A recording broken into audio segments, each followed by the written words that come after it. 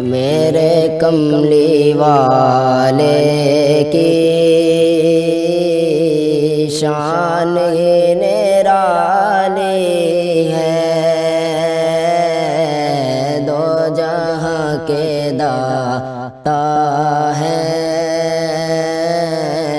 سارا جگ سوالی ہے،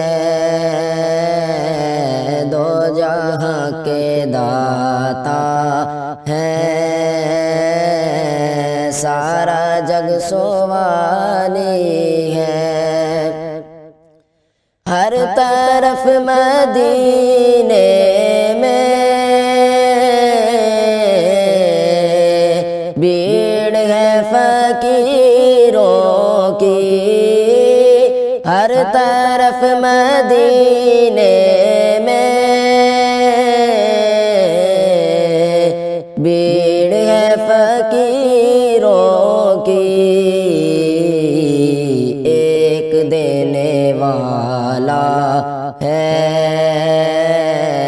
کل جہاں سوالی ہے، ایک دینے والا ہے، کل جہاں سوالی ہے، میرے کملی والے کی شان ہی نرالی ہے، دو جہاں کے داتا ہے، سارا جگ سوالی ہے۔ ماشاءاللہ، بہت پیارے ماشاءاللہ سے حافظ محمد بلال اطاری صاحب، بہت شکریہ آپ کا۔ کیا عمر ہے آپ کی ماشاءاللہ سے؟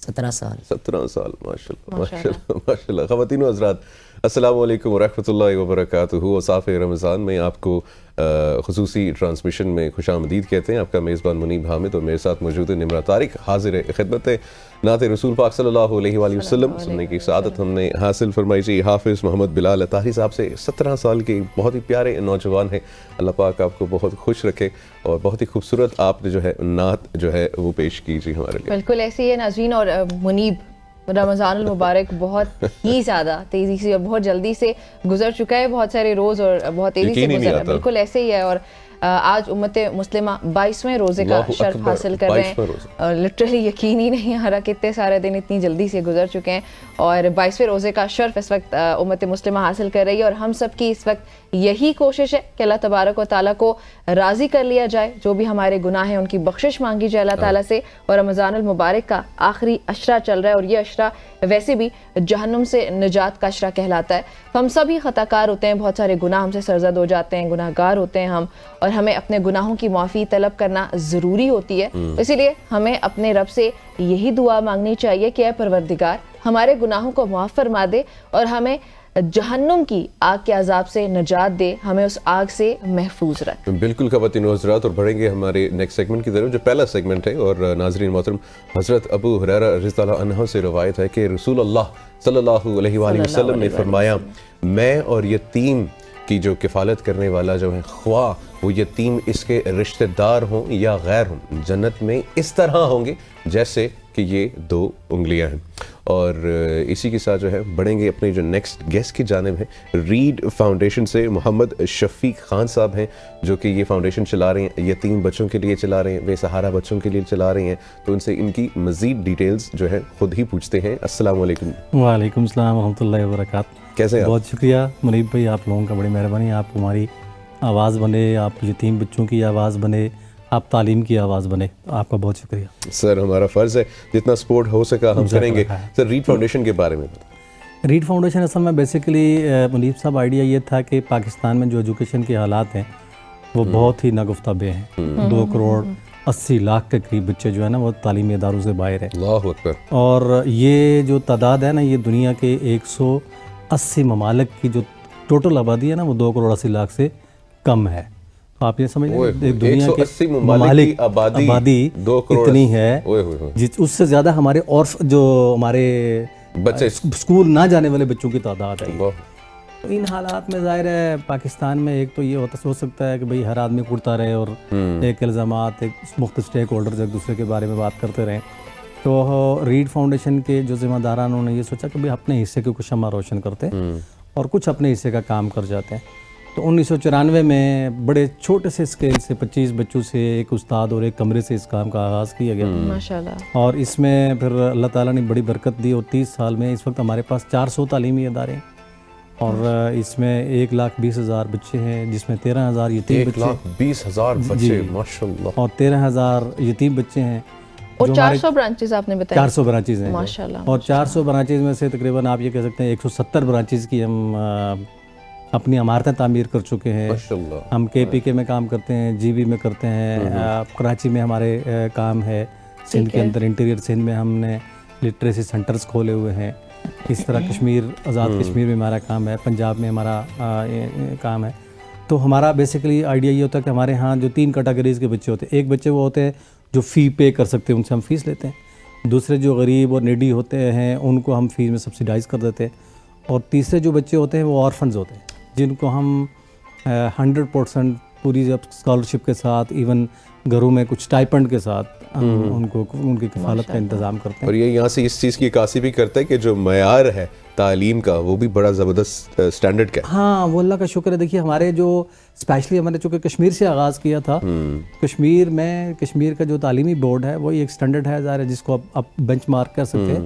تو اس میں ہمارے میٹرک میں اور FSC میں پہلی 20 پوزیشنز میں سے 16-17 پوزیشنز ہماری ہوتی ہے. اور جو ہمارا ٹوٹل آپ کہہ سکتے ہیں نا کہ اس میں ہماری 53% ہمارا ٹوٹل جو پوزیشنز میں ہمارا شیئر ہوتا ہے. جبکہ جو ٹوٹل شیئر ہے پاپولیشن میں ان ٹرمز آف بچوں کی پاپولیشن میں اس میں تو ہمارا 10-12% شیئر اس سے بھی کم ہے, لیکن 53% ہماری پوزیشن اس میں آتی ہے. اس میں بچے ہمارے دیکھیے اس میں جو ہمارے ہاں جو بہت بڑا ایشو ایک ہے نا وہ یہ ہے کہ تعلیم کے بغیر آپ کسی طرح کی ترقی اور آگے بڑھنے کا خواب نہیں دیکھ سکتے. اور فرض کیا آپ کے ترقی نہیں ہو سکتی. ایگزیکٹلی. اور اگر فرض کیا آپ جتنے اچھے مکان میں جتنی اچھی آپ کی رہائش ہے اس کے لیفٹ رائٹ میں اگر آپ کی ہر طرف گندگی پھیلی ہوئی ہو تو اس سے آپ محفوظ نہیں رہ سکتے. بالکل ایسا ہی. لہٰذا یہ ہم سب کا فرض ہے اور آپ کہہ سکتے ہیں سارے پاکستان کے لوگوں کا جو اس کام کے اندر کنٹریبیوٹ کر سکتے ہیں. پاکستان میں اس کو اتنا سیریس لیا جاتا ہے کہ 2,80,00,000 صرف بچے جو ہیں وہ اسکول سے باہر ہیں. اور میں یہ کہہ رہا ہوں یہ کوالٹی کی بات نہیں کر رہا ہوں, وہ ایسے بچے ہیں جنہوں نے کبھی اسکول کا شکل نہیں دیکھی, وائٹ بورڈ نہیں دیکھا, ان کو بلیک بورڈ کا نہیں پتا. باقی آپ والی بات ہے کہ جو معیار ہے وہ تو الگ ہی ہے نا, جو اسکول میں جا رہے ہیں چلو وہ برائے نام ہی جا رہے ہیں, سٹینڈرڈز کچھ باقی ہمارے. ایک ایجوکیشن کا ایک بحران ہے پاکستان میں بہت بڑا. ان حالات میں ہماری خواہش یہ ہے کہ بھئی ہمارے صرف باقی تو چلیے ہمارا سیلف سسٹینیبل نظام ہے. جو 13,000 آرفن بچے ہوتے ہیں ہمارے, ان میں سے ایک بچے کی کاسٹ ہم اینولی 48,000 روپے لیتے ہیں, 4,000 روپے ماہانہ.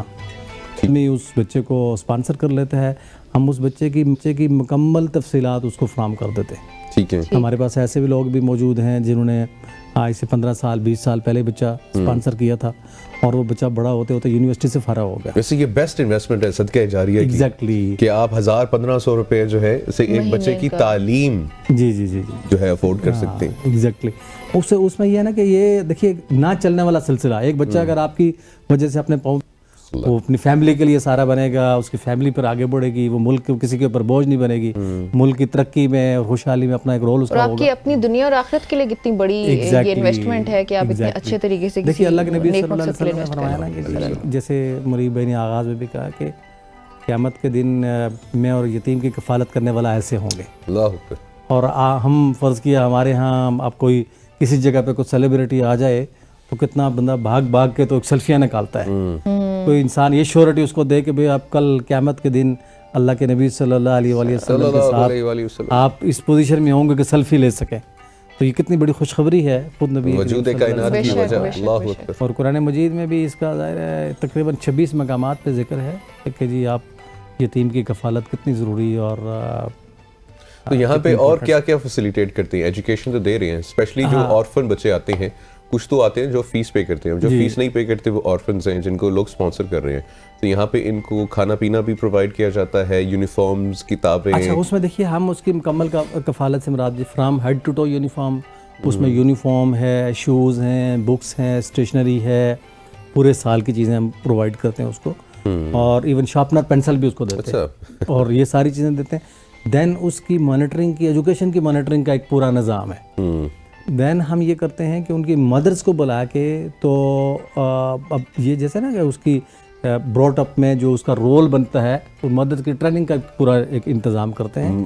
اچھا جی ان کی مدرس کی مدرس ٹریننگ بھی مدرس ٹریننگ بھی ہوتی ہے جو orphan بچے ہیں چونکہ والد تو ہے نہیں تو ماؤں نہیں پالنا ہے. جی ماؤں نہیں پالنا ہے تو وہ ان کو پھر ایک پوری ٹریننگ کرواتے ہیں ہم کہ یہ والی چیز ہے. پھر جو بہت ہی زیادہ ایسی فیملیز ہیں جن کی گھریلو حالات بہت زیادہ خراب ہوتا ہے, تقریباً 7,000 فیملیز کو ہم اس وقت گھروں میں بھی اسٹائپنڈ فراہم کرتے ہیں, ان کو راشن دیتے ہیں. تو یہ ساری چیز جو ہے نا یہ پاکستان اور بیرون ملک سے آپ جو ہمارے پاکستانی بھائی ہیں ان کی وساطت سے آپ کہہ سکتے ہیں ان کی اسپانسرشپ سے یہ کام آگے بڑھ رہا ہے. شفیق صاحب بہت بہت شکریہ. Thank you. اور بلال صاحب آپ کا بھی ماشاء اللہ سے بہت بہت شکریہ, بہت پیارے بچے ہیں آپ. اور خواتین و حضرات بالکل اسی طریقے سے اسکرین کے اوپر بھی انفارمیشن چل رہی ہے ریڈ فاؤنڈیشن کی. آپ میرے خیال سے 4,000 روپے سے اور ماہانہ اور سالانہ 48,000 روپے 48,000 روپیز سالانہ آپ انویسٹ کر سکتے ہیں. اور جیسے ہم نے پہلے بھی ڈسکس کیا کہ یہ بہترین انویسٹمنٹ ہے کہ آپ صدقہ جاریہ کی بہت ہی خوبصورت قسم ہے یہ جس میں آپ کسی بچے کو اس کے فیوچر کے لیے انویسٹ کر سکتے ہیں. یہاں پہ ہم ایک بریک شامل کریں گے.